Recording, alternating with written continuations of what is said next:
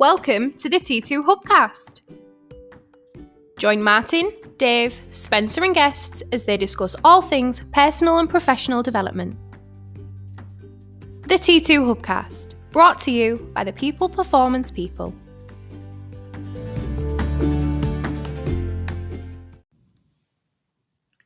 Welcome back to the T2 Hub. My name is Martin Johnson and I wanted to jump on and record a sales themed Hubcast today. And one of the questions, if you like, that I'm getting quite a lot from customers at the minute is around why the sales cycle starts to stutter and falter and fall off a cliff after all the hard work they've done in the early parts of the sales cycle, in the initial interactions, in the proposal stage.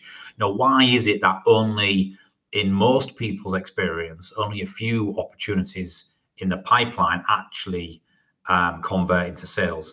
I've talked in previous videos and in some of our other sales content around pipeline velocity and the ability to keep the momentum of the sale in the pipeline or coming through the pipeline.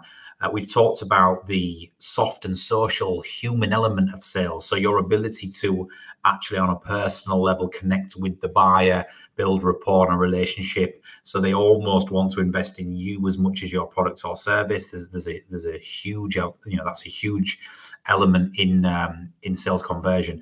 But I want to, for this Hubcast, I want to talk to you about something in particular which does feature on every sales cycle, but what most salespeople miss. And it's really thinking differently or thinking more around business outcomes than your product or service or your features and functionality and your spec and lead times and commercials and all of that great stuff. The problem is that very few salespeople who land in sales roles I've ever held a position within a business where they truly understand what business outcomes are. Now, for anybody listening to this who wants to challenge me or say, speak for yourself, Martin, what I mean by that is salespeople typically land in even the most tenured salespeople who have been doing, in senior client directors and account managers who have been in the industry a long time and selling a long time and working big accounts. Salespeople generally land in organizations and businesses and they get trained on the sales process and methodology. They get a lot of training around the product or service offering. So, senior salespeople carry a lot of knowledge about your own company and your own products and services, your own differentiation, your unique selling points, and all of these great things that we have in sales. But what many salespeople, if not the majority of salespeople I come across, don't get any training or insight in is at a high level in businesses, what are the true business outcomes that most organizations are trying to achieve? And if salespeople can start to become more educated in this and in the language, the strategic language, if you like, of true business outcomes, then they have far more chance of understanding where their product or service contributes to one of these business outcomes. Now, for this Hubcast, I'm going to simplify it. I defy anybody to challenge this, right? But no matter what organization you are in, no matter what business you operate or you work with, all businesses have, there's many business outcomes, there's many goals and things businesses are trying to achieve. But if you was to box them and sort of compartmentalize them into four key areas, there are four reasons that buyers buy, that companies will invest their money, their hard-earned money, in other products or services, right? Four main reasons buyers buy. And if you remember the four main reasons buyers buy as a salesperson, you need to work back from them to find out where your product or service delivers against one of these four, or two or three of the four, maybe all four if you're lucky. But where does your product or service allow a buyer or allow a customer to deliver upon one of the main four reasons that businesses will invest their hard-earned money? So let me talk you through them now. The first reason buyers buy is if your product or service in whatever you are selling will help them increase their revenue or their sales. So all companies' fundamental foundation is built on sales or revenue generation. unless you're even a non-profit, even a charitable organization has to raise funds, has to raise sponsorship, right? It's a sale. You've got to be able to sell what you do so much to somebody who will, or to a fund, or to whatever it might be, to be able to raise money. So every organization is driven by revenue. It's just the world we live in. So the first reason buyers will buy, and trust me, I'm a business owner, the first reason buyers will buy is, does your product or service help me in turn increase my revenue generation or my sales? And if the answer is yes, I'm interested. If you can do a good job of articulating and connecting to how you can help me achieve that through me purchasing your products or services, then you've got me on the hook. I'm listening. So number one, the first reasons buyers buy, can you help me increase revenue generation or increase sales? Number two, can you help me can you help me reduce my costs? So as well as increasing sales, first reason, the other reason organizations will buy your product or service is if you can help them become more operationally efficient, if you can help them reduce their costs, their operating costs, their capital costs, whatever it might be. If you can help a company reduce the amount of money they spend, then it still goes on the bottom line. And it's as important as helping them increase sales revenue or revenue generation. And that's the number two reason organizations and decision makers in organizations at a business outcome level will invest in your product or service. Can you help me reduce cost? Does your product, your service, whatever it is you're trying to sell me, will it in turn help me become more lean, more efficient, and reduce costs? The third reason buyers buy at a business outcome level: does your product or service help me deliver, engage, or wow my customers? Does it help me deliver my products and service to my customers? Does it help me engage them in a more effective way? Does it help me wow my customers? And if your products or service does that, I will buy.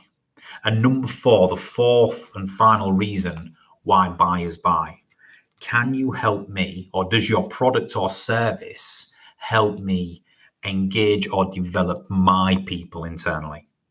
Does your product or service allow me to enhance the skill set of my people, to deliver a better working environment for my people, to make my people more self-fulfilled at work, to make my environment more inclusive for my people? And if your product or service can do that, then I will buy, because I want to retain my talent. I want to enable my talent. I want to motivate my talent. And that will then lead to us performing and being more productive. So they're the four reasons buyers buy. Let me just recap them again.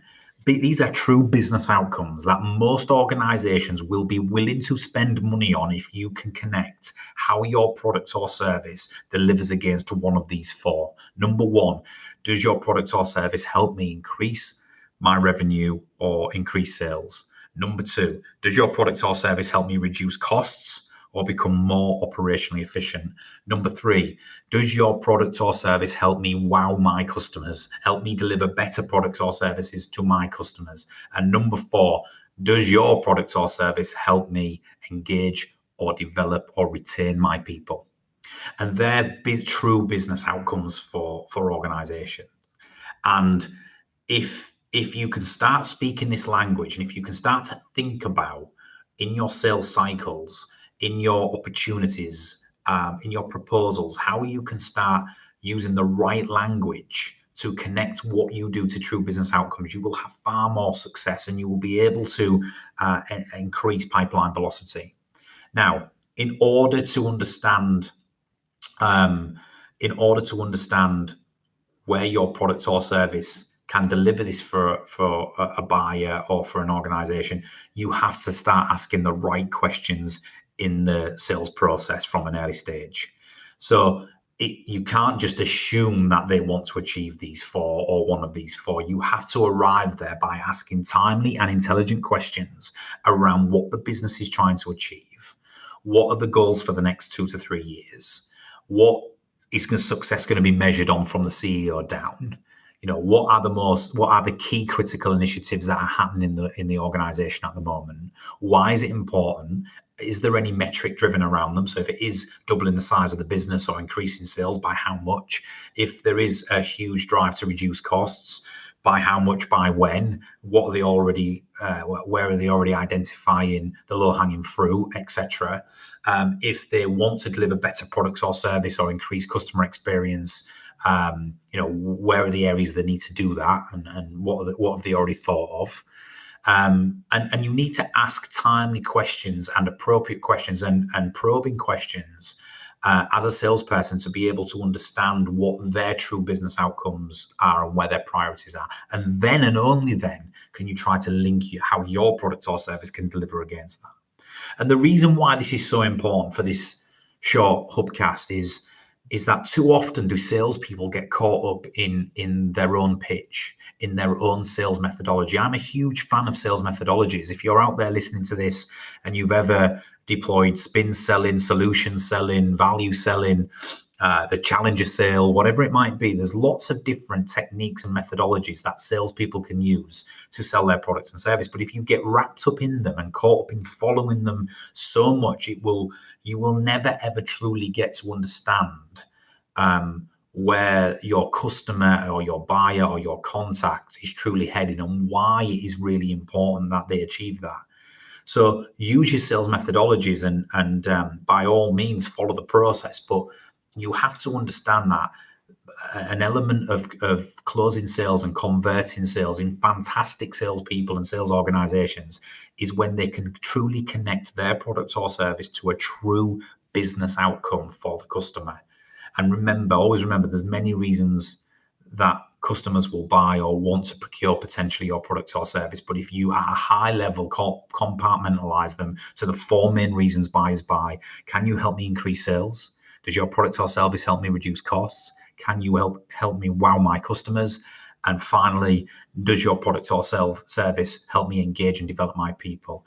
If you can navigate a discussion to connect to one of those 4 business outcomes and talk this language, you will be in a place where most of the salespeople who are competing with you are not, because they will be selling via a methodology on their own features, functionality, benefits, commercials, price points, etc. And that's where you transition from an unavoidable supplier or provider to an almost consultative partner, when you truly understand what your customers are trying to achieve and you can have a discussion, a business-led discussion around true business outcomes.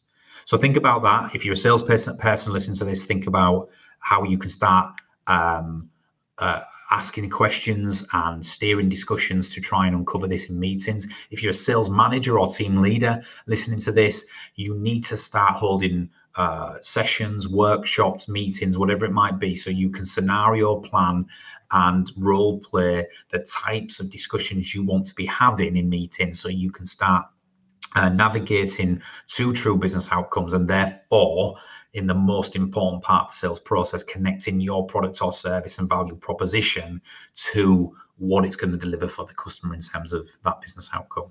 And if you do that, I'm pretty confident you'll start seeing more of those opportunities come through to the end of the pipeline and close out, rather than either losing momentum or having too many no decisions, if that makes sense.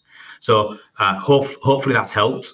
Think about it. The key to sales conversion in the modern day world is to have business-led discussions to understand what the customers need in terms of or trying to achieve in terms of business outcomes, and in turn connecting your product or service to it. I'll see you next time for the next Sales Hubcast. Thank you very much.